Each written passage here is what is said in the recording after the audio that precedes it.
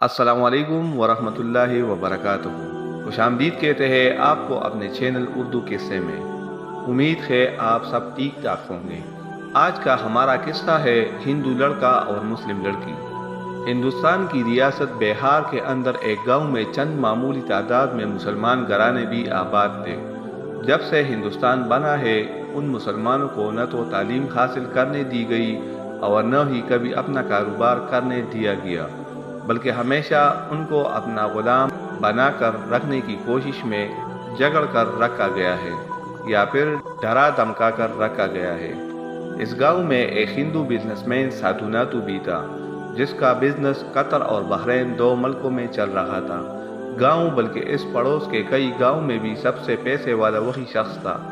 وہ جب بھی گاؤں میں آتا تھا مندر میں بیٹھ کر لوگوں میں رقم تقسیم کرتا تھا، مگر آج جب وہ رقم تقسیم کر رہا تھا تو اس سے رقم لینے والوں میں سے ایک خاتون مسلمان تھی، جس نے اپنے چند سال کے بچے کو اٹھا رکھا تھا جو کہ بیمار تھا، اور بیماری سے اتنا لاغر ہو گیا تھا کہ اپنی ٹانگوں پر بوجھ ڈال کر وہ بغیر سہارے کے کھڑا تک نہیں ہو سکتا تھا۔ سادھوناتو کی نظر جوں ہی خاتون پر پڑی، اس نے پہلی نظر میں خاتون کو پہچان لیا۔ خاتون کا نام زویا طارق تھا اور اسلام مذہب سے تعلق رکھتا تھا۔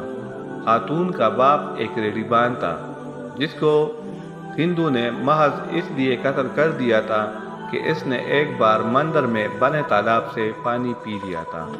باپ کی موت کے بعد آمدن کا ذریعہ ختم ہو گیا تو زویا طارق کی والدہ نے اس کی شادی ایک مسلمان نوجوان سے کر دی اور جہیز میں اسے وہی گدا گاڑی دے دی جسے چلا کر اس کا باپ روزی کمایا کرتا تھا۔ زویا انتہائی خوش شکل خاتون تھی۔ سادھوناتو جو کہ عمر میں اس کے باپ کے برابر تھا، اس نے زویا کے آغازی جوانی میں اس پر اپنی جنسی ہوش مٹانا چاہی تھی، مگر اپنی خواہش میں ناکام رہا تھا۔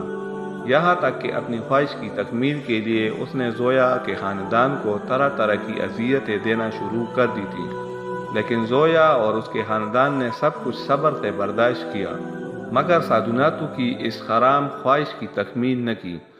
آج جب زویا کو لائن میں لگے ہوئے اس نے دیکھا تو اس کا اپنا ماضی یاد آ گیا اور اس نے زویا سے پوچھا، اگر آج میں کہوں تو میری خواہش پوری کر دو گی؟ زویا نے اس سے کہا کہ میں تمہاری خواہش کبھی بھی پوری نہیں کروں گی۔ زویا کے جواب سن کر اس نے کہا کہ چلو ٹھیک ہے، پھر جاؤ تم اپنے خدا سے مانگو، مندر میں مانگنے کیوں آئی ہو؟ اس کی بات سن کر زویا نے جواب دیا کہ میرے دل میں یہ بات بھی میرے رب نے ہی ڈالی تھی کہ شاید یہاں سے مجھے کچھ رقم مل جائے جس سے میں اپنے بچے کے لیے دوا خرید سکوں گی، تو اسی امید پر میں یہاں آ گئی۔ اگر مجھے پتہ ہوتا کہ یہاں تجھ جیسا شیطان بیٹھا ہے تو کبھی نہ آتی۔ باقی تو جو رقم تقسیم کر رہا ہے اس میں میرا بھی حق ہے، کیونکہ تو یہ رقم بطور خیرات تقسیم کر رہا ہے اور میں اس خیرات کی حقدار ہوں۔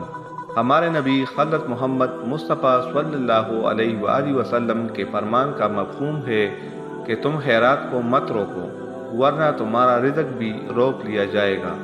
زویا کی بات سن کر ہندو سادھوناتو طنز میں اتر آیا اور کہا کہ میں یہ خیرات تمہیں نہیں دوں گا، اگر اس سے میرا رزق بند ہوتا ہے تو بے شک ہو جائے، کم از کم میرا رزق بند ہو جانے پر یہ تو پتہ چلے گا کہ مسلمانوں کا مذہب جھوٹ نہیں کہتا، اور دوسری بات میں پوری گاؤں میں یہ اعلان کروا دوں گا کہ کوئی بھی ہندو تمہاری مدد نہیں کرے گا، تم اپنے خدا سے کہو کہ تمہارے بچے کے لیے دوا بھیجے۔ یہ بات کر کے سادھوناتو اپنے راستے پر چل دیا اور رب کا شکر ادا کرتے ہوئے اپنے نیم مردہ بچے کو اٹھائے ہوئے زویا طارق اپنے راستے پر چل دی۔ رات کو زویا طارق کے بچے کی طبیعت بہت زیادہ بگڑ گئی۔ وہ رات کو بچے کو اٹھائے ہوئے پیدل ہسپتال کی جانب چل دی۔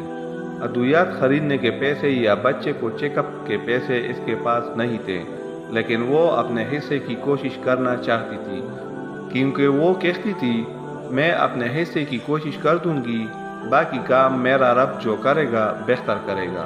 وہ ہسپتال کھلنے سے ایک گھنٹہ پہلے جا کر اسپتال کی دہلیز کے سامنے بیٹھ گئی۔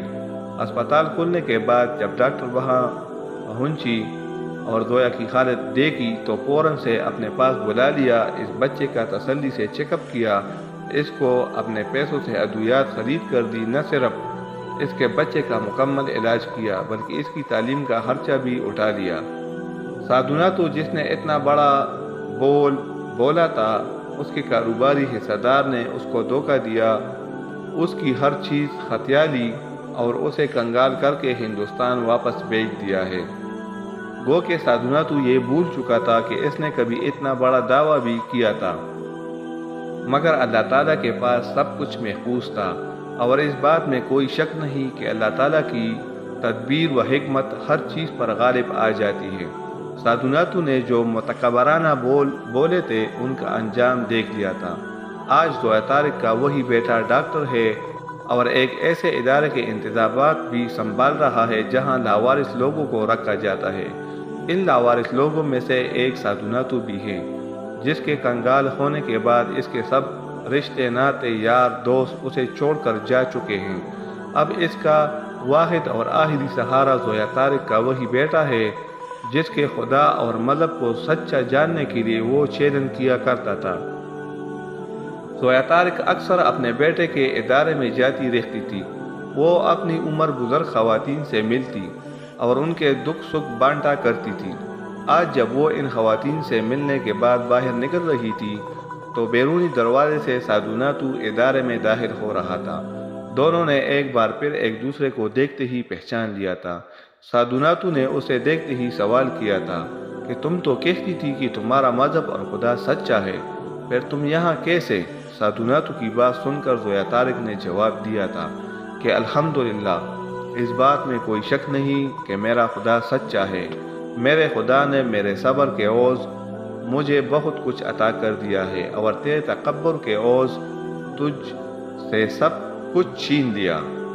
دیکھ لے، کبھی میں مندر میں خیرات مانگنے آئی تھی اور میرے مسلمان ہونے کی وجہ سے تو نے مجھے خیرات نہیں دی تھی، لیکن میں مایوس نہیں ہوئی اور اللہ تعالیٰ سے امید لگائے رکھی۔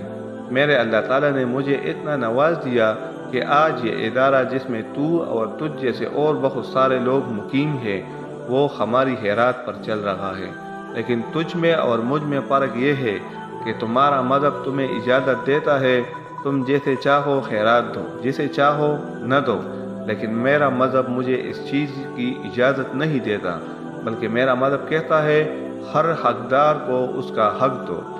اپنی بات مکمل کرنے کے بعد زویا طارق اس کے تاثرات دے کے بنا باہر کی جانب چل دی تھی اور سادھوناتو وہاں بیٹھ کر روتے ہوئے کہنے لگا تھا، بے شک تمہارا خدا، رسول اور مذہب سچا ہے۔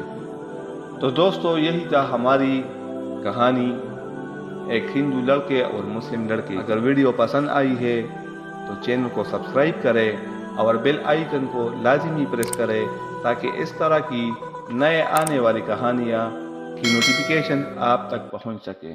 اللہ حافظ۔